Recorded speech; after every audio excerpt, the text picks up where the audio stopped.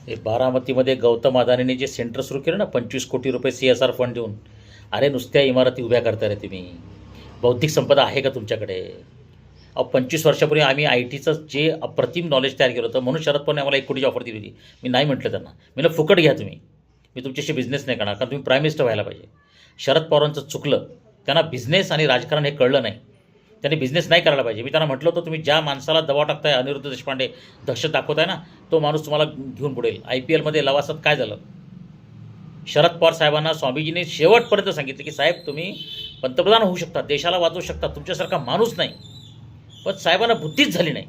आज 25 वर्षांतर आता AI बारामतीमध्ये. पहिले IT डॉक्टर विजय भटकर, आता AI. मी ओपन चॅलेंज करतो साहेबांना, त्या बारामतीच्या सेंटरच्या लोकांना, गौतम अदानीला. माझ्याकडे 0 पैसा आहे, पण मी 145 कोटी रुपयाची माझी बौद्धिक संपत्ती AIमध्ये बनवलेली आहे. ओपन चॅलेंज आहे, माझ्याकडे व्हॅल्युएशन रिपोर्ट आहे इंटरनॅशनल क्वालिटीचा. आहे का चॅलेंज एक्सेप्ट करता? अरे नुसते इन्फ्रास्ट्रक्चर बिल्डिंग आणि कम्प्युटर उभे करून नसतं रे होत, संशोधन करावं लागतं रे.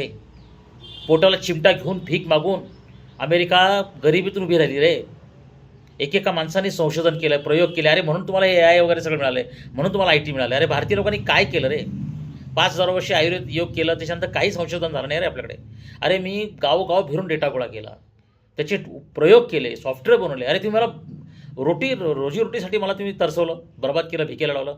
तुमच्याकडे सत्ता आहे, जात आहे, गुंड आहेत, गुन्हेगार आहेत म्हणून, आणि तुम्ही स्वतःचे एवढे इन्फ्रास्ट्रक्चर उभे केले. अरे काही नसतं हो. रोमन साम्राज्य नष्ट झालं, मोठी मोठी साम्राज्य नष्ट झाली, एक दिवस बारामती पण नष्ट होऊन जाईल, काही होणार नाही. पण त्याग, बुद्धिमत्ता, संशोधन, प्रयोग हेच पुढच्या पिढीला कामाला येईल. मोठ्या इमारत उभे राहून काही होत नाही. गौतम अदानी साहेब, इन्फ्रास्ट्रक्चरने काही होत नाही. तुम्ही संशोधनात काही पैसे टाकले का? रिसर्च केलं का? धोके पत्करले का?